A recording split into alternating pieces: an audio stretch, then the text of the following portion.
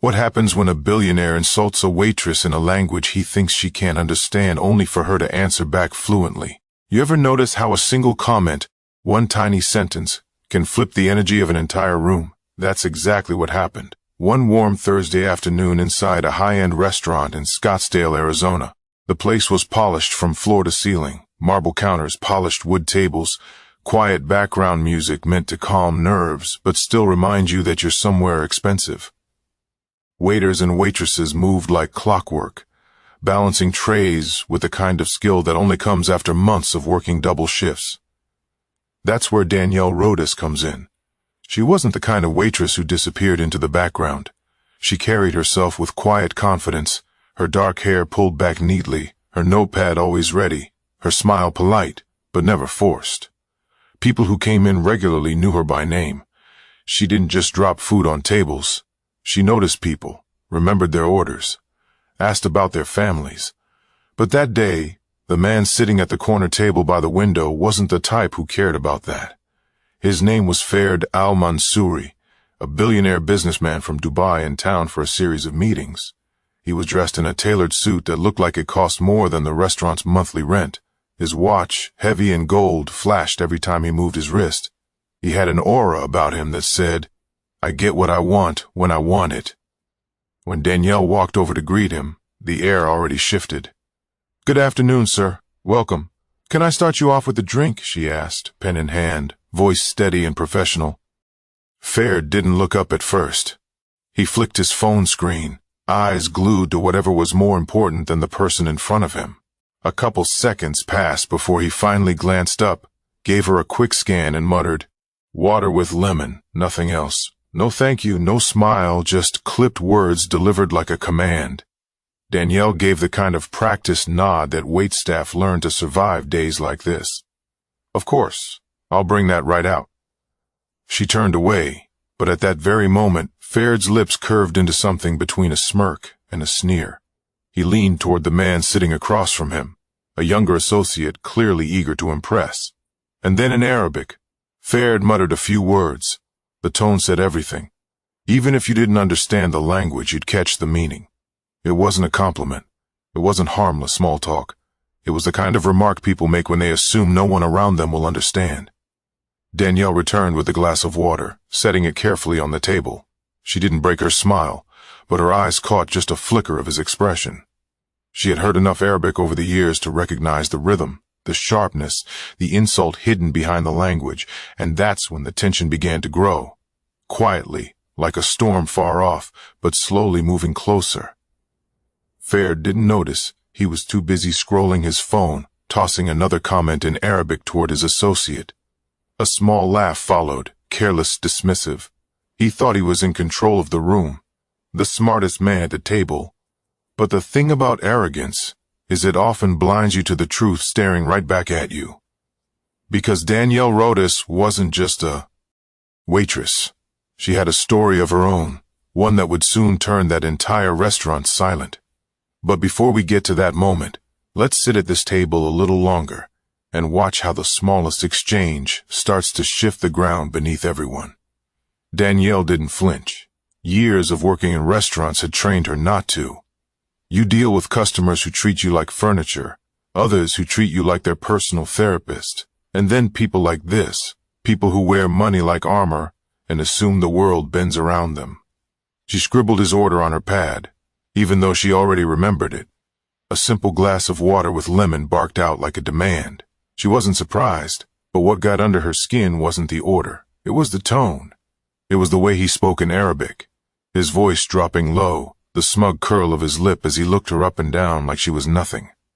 "Sir, would you like to hear today's specials?" Danielle asked, her voice calm. Ferd barely looked up. "I said water. Do you need me to repeat myself?" His accent was heavy, his words clipped, each one like a small slap in the face. The associate across from him, a younger man in a navy blazer, shifted uncomfortably. He clearly wasn't sure whether to laugh, agree, or stay silent. He ended up choosing silence, eyes fixed on the fork in front of him. Danielle didn't press. She had learned not to. She simply nodded and walked back toward the bar, where a couple of other waiters had started to notice the interaction. One of them, a tall guy named Brandon, raised an eyebrow. "Everything good over there?" he asked, keeping his voice low. Danielle gave a little shrug. "Same as usual. Some people don't sit EU. Just the tray in your hand." But as she turned back toward Faird's table, she caught him watching her. Not with interest, not with kindness. It was the look of someone evaluating an object. And then once again, he leaned toward his associate and said something sharp in Arabic. This time there was no mistaking it. The insult was clear. He was talking about her appearance, her posture, the way she spoke. Danielle's jaw tightened, but she didn't respond. Not yet. She approached the table again. "Have you had a chance to look over the menu?" she asked, directing the question to both men. Faird set his phone down for the first time and locked eyes with her. There was a challenge there. "Bring me the lamb and make sure it's not overcooked. I don't trust kitchens in this country." Danielle wrote it down without a word. She turned to the associate who finally spoke, his voice polite, almost apologetic. I'll have the salmon, please." "Thank you." "Of course," Danielle said, her smile returning for him. "Would you like rice or vegetables on the side?" "Vegetables, please," he replied, relief in his tone that someone had acknowledged him like a human being. She left the table, but Faird's laughter followed her again in Arabic. A quick insult tossed like a dart, and again Danielle caught it. The thing is, Faird didn't know her story. He didn't know that Danielle had spent years living in Morocco with her grandmother after her parents' divorce. He didn't know that Arabic wasn't just a language she studied, but a language tied to her childhood, her family, and her sense of identity. He didn't know that she could understand every single word he was saying. Danielle carried the order slip to the kitchen, handed it over, and leaned on the counter for a moment. Her heart wasn't racing. She'd learned to control that. But inside something stirred. Something told her this wasn't just another rude customer. This was someone about to learn a lesson he never saw coming. She took a deep breath, adjusted her apron, and walked back out into the dining area. But the real moment was still waiting. The moment when words meant to belittle her would suddenly lose their power, turning the entire room on its head. The restaurant wasn't loud, but it wasn't silent either. The low hum of conversation filled the air as plates clattered softly in the kitchen and glasses clinked nearby tables. People were talking business, families were eating lunch, and a couple by the window were leaning close in hushed conversation. Nobody was paying much attention to Faird, at least not yet. Danielle returned with a basket of bread and a small plate of butter, the kind of courtesy the restaurant always extended. She set it down gently, keeping her smile professional. "Here's some bread while you wait for your meal," she said. Faird didn't respond. He looked at the basket like it was beneath him. Then turning to his associate, he muttered something sharp in Arabic, his voice carrying just enough for Danielle to catch it. Cheap, just like the one serving it. Danielle froze for a fraction of a second, her hands still on the edge of the table. Her face gave away nothing, but inside the words landed like a slap. She had heard worse before, oh, plenty worse. But this was different. It wasn't just about the bread. It was about her. The associate's eyes flicked nervously toward Danielle. Early understood what had been said too, but he said nothing. His silence spoke volumes. He was too intimidated to correct his boss, too eager to keep his position safe. Danielle pulled her hand back, straightened, and gave a calm nod. "Enjoy," she said softly, turning away. But Faird wasn't finished. Not yet. He leaned back in his chair, loosening his tie slightly, and spoke again in Arabic, this time louder. "Look at the way she walks like she owns the place. A waitress with attitude. She thinks she's important because she brings plates to tables." The words cut through the air like glass shattering. A couple sitting nearby tilted their heads, confused.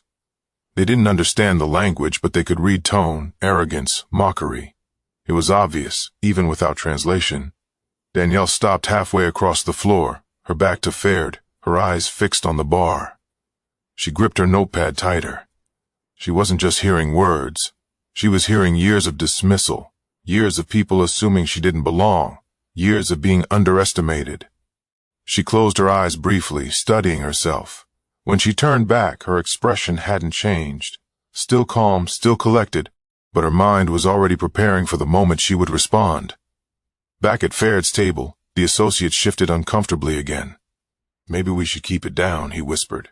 Faird smirked. "Why?" "She doesn't understand a word." He gestured toward Danielle with a flick of his wrist, like he was waving off an insect. "People like her never do." It was the kind of line that if spoken in English would have drawn immediate glares, but in Arabic, Faird thought he was safe. He wasn't. Danielle approached the table, again to refill his water. She set the pitcher down, lifted his glass, and began pouring slowly. Her eyes met his, steady, unblinking. Faird leaned forward, lips curling. And then, in Arabic, he said the one thing that would change everything. "She should be grateful we even let her work here.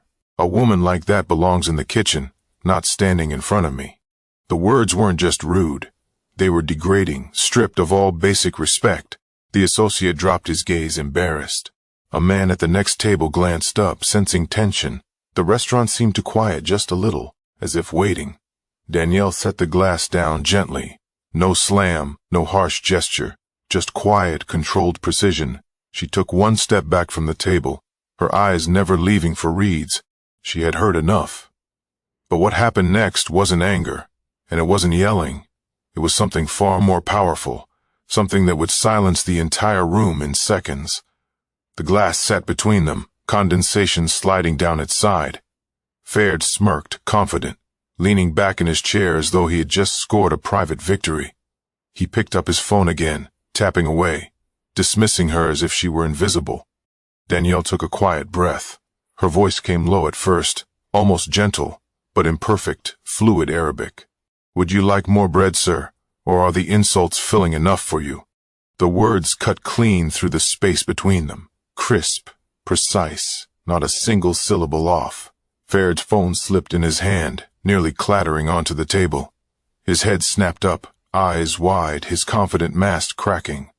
For the first time since she approached, he looked unsettled. His associate's jaw dropped. "The man," stammered, switching from English to Arabic, then back again as though he wasn't sure what language fit the moment. "Do you speak Arabic?" Danielle's gaze stayed fixed on Faird. "Fluently," she replied, still in Arabic. Her tone wasn't raised, but it carried. People at nearby tables, though they didn't understand the words, could feel the shift in the air. Forks paused mid-bite. A whisper of silence spread. Faird blinked, trying to regain his footing. He forced a laugh, sharp and brittle. "Oh, so you picked up a few words from a phrase book. Cute." Danielle didn't flinch. "No, I picked it up from my grandmother who raised me in Casablanca. Every word you've spoken since I came to this table. I understood." The associate sat back, his hand covering his mouth, half in shock, half in embarrassment. The couple at the next table, sensing something big, exchanged looks. They didn't know Arabic, but they didn't need translation. They could read faces, tones, the energy snapping through the room. Faird's lips parted, then closed again. His tongue darted over them as if searching for a comeback, something sharp to throw back at her. Nothing came. Danielle leaned just slightly closer, her voice calm, unshaken. "You assumed I was beneath you, that my uniform meant you could say anything without consequence. But let me tell you, respect is not optional. Not here, not anywhere." Her words hung heavy in the air. Even those who didn't understand the language were watching, drawn in by the raw shift in power. Faird sat stiff, his hand gripping the edge of the table. He glanced around, realizing now that people were staring. His arrogance had been a shield before, but now it was turning into a spot. Light. The silence stretched. Then from somewhere in the back of the restaurant, a fork clinked onto a plate. Someone whispered. The moment was alive, fragile, everyone waiting to see what he would say. Faird tried again, his tone softer, the edge of command slipping. You misunderstood me." Danielle raised an eyebrow, switching back to English so everyone could hear. "No, I didn't." Gasps rippled through the nearest tables. Now the whole room understood. Faird shifted in his seat, his polished confidence unraveling thread by thread. He wasn't used to being challenged, especially not like this. Danielle didn't raise her voice. She didn't need to. The truth sat there plain and undeniable. For once, it wasn't the billionaire in control. It was the waitress with the notepad in her hand and the language of his heart on her tongue. But power has a way of making people desperate, and Ferd wasn't about to back down without trying to claw some of it back. Ferd straightened in his chair, his face a mask of forced composure, but his eyes betrayed him. The cool arrogance was gone, replaced with something closer to unease, maybe even fear. Still, he wasn't the type to accept humiliation quietly. He cleared his throat, voice heavy with a forced calm. You think because you can speak a language, you're my equal. His Arabic rang sharper now, less playful, more defensive. Danielle didn't blink. I don't need to think it. I know it. She paused, her words deliberate. And your language doesn't belong to you. It belongs to anyone willing to respect it, which clearly you don't. The associate shifted again, tugging at his blazer as though wishing he could sink into the floor. Ferd, maybe he should. Ferd cut him off with a hand. He leaned forward, lowering his voice, though the venom still dripped. You're nothing more than a server. Do you really think your little performance changes anything? Money decides power. Always has, always will. Danielle tilted her head slightly, her expression calm, but unyielding. Money may buy you the best seat in the house, but it doesn't buy you respect. That has to be earned. His jaw tightened. He picked up his fork, stabbed a piece of bread, and bit into it hard. His movements were sharp, meant to signal control, but they betrayed his frustration. Nearby, the couple by the window whispered to each other, eyes locked on the scene. Another man at the bar shifted his stool slightly, pretending to look at his phone but clearly listening. The energy in the room wasn't subtle anymore. Everyone was waiting, watching. Ferd slammed the fork down. Do you know who I am? Danielle leaned in just a touch, her voice lowering. Do you know who you are without all this? She gestured subtly toward his tailored suit, his watch, the glass of water on the table. The words landed like a stone dropped into still water. Ferd's face hardened, his confidence wobbling. He wasn't used to being questioned like that. Not by business rivals, not by employees, and certainly not by a waitress. His associate finally spoke, voice hushed but urgent. She's right, Ferd. People are looking. Let's not. Silence, Ferd snapped, switching back to Arabic, his face flushed, his hand tightening around his glass. You think this woman deserves respect? She's just playing games.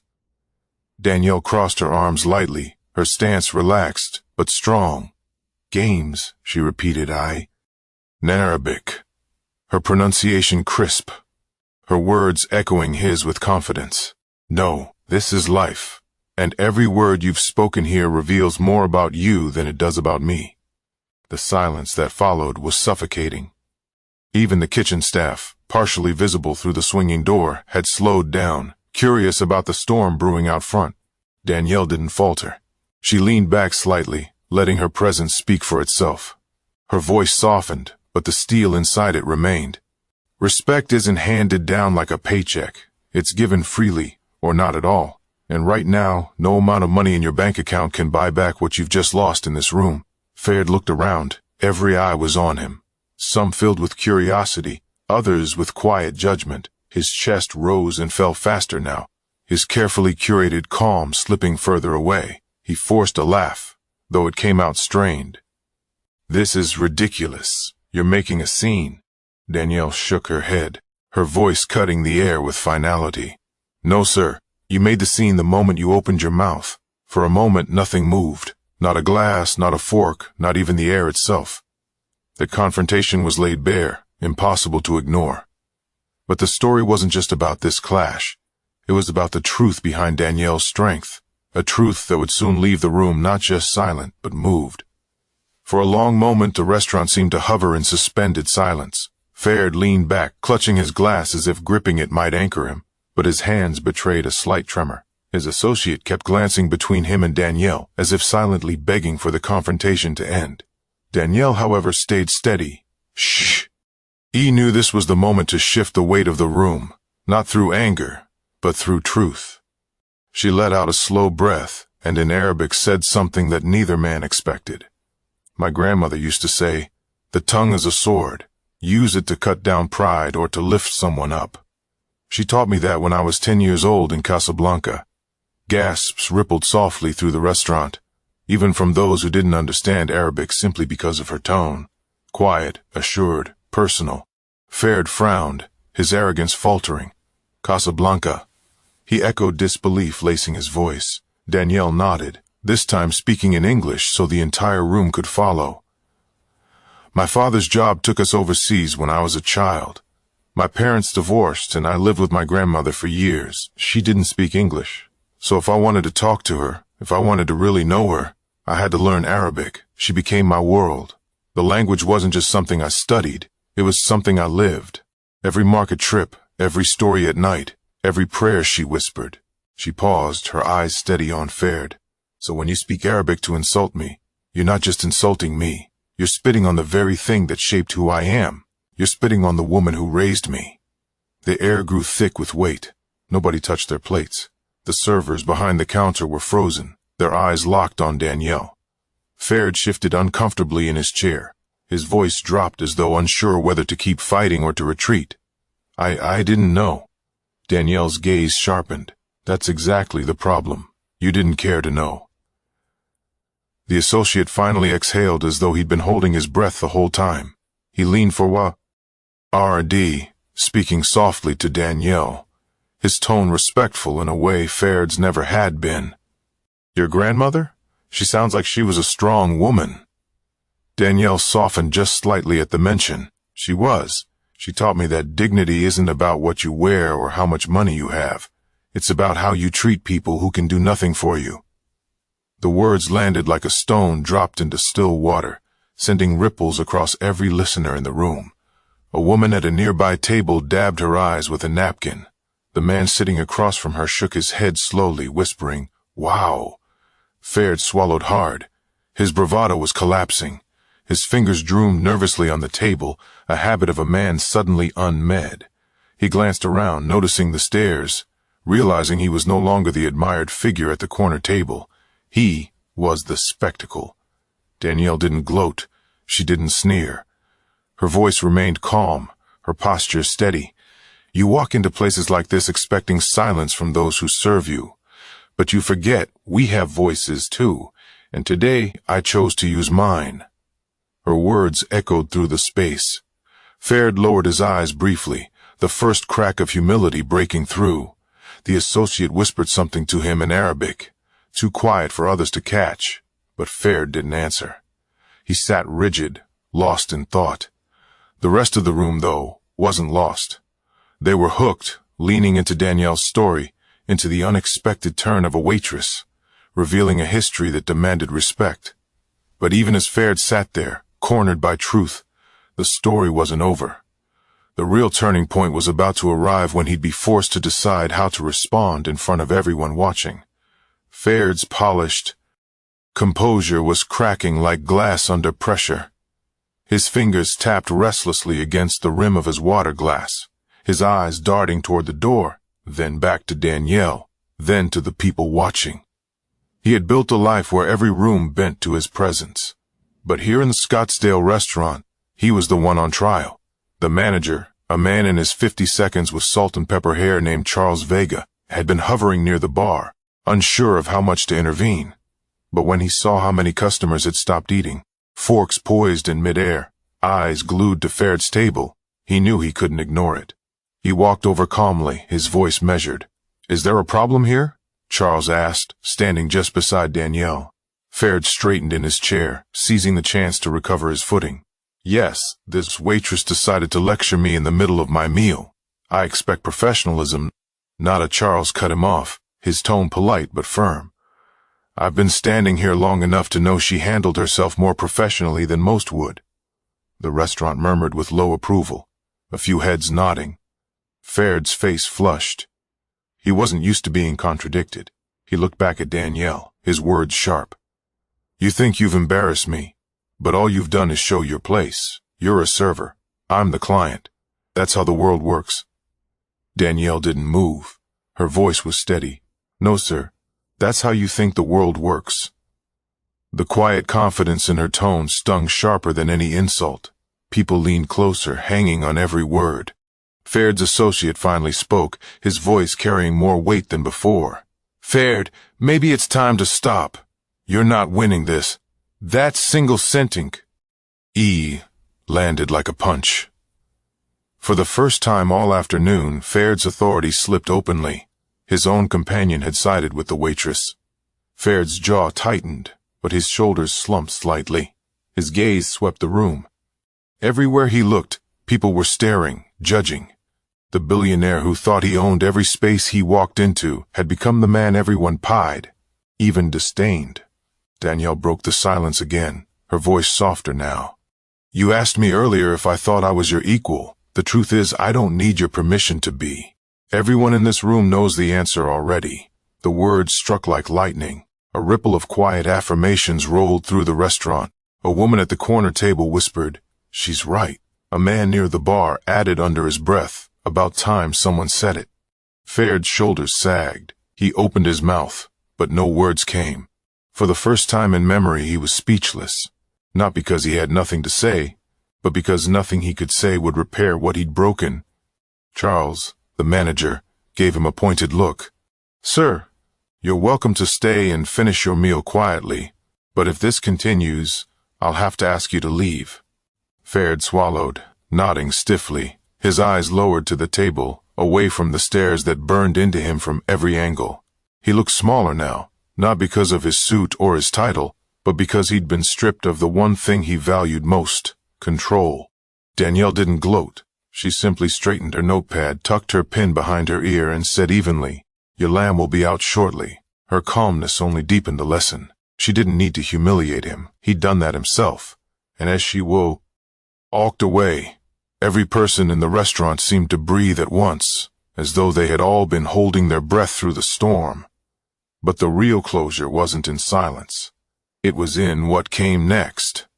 When Faird was left to face not just Danielle, but the lesson he couldn't escape, the lamb arrived minutes later, plated carefully by the kitchen staff, who were just as invested in the moment as everyone else.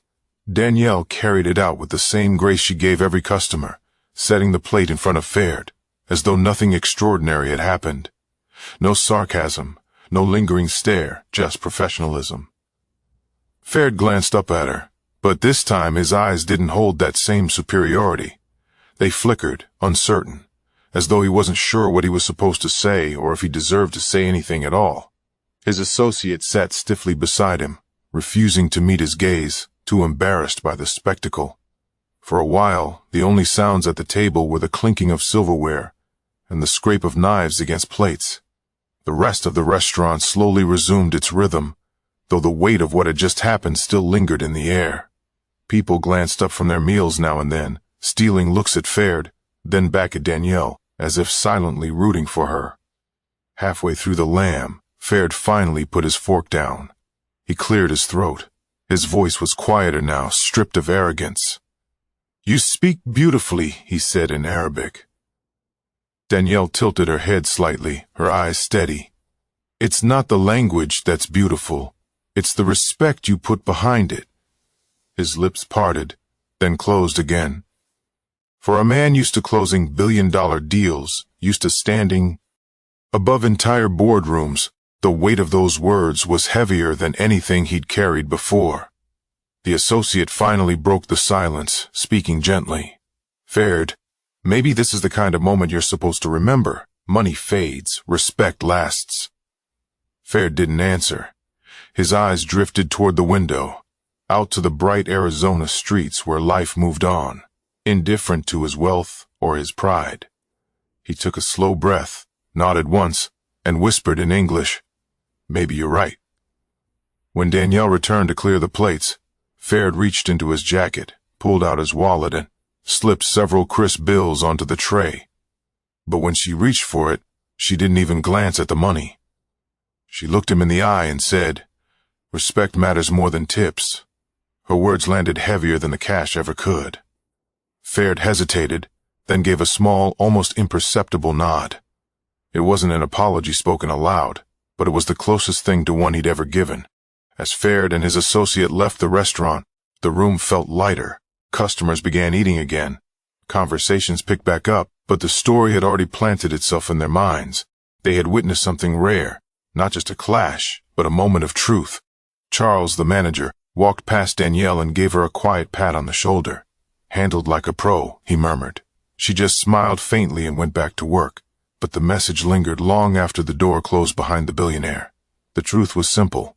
Titles, money, and power might demand attention, but they can never command respect. That's something earned only by treating people with dignity. And sometimes the strongest voices don't come from boardrooms or podiums. They come from the very people the world underestimates. So here's the lesson to take with you. Never assume you know someone's story.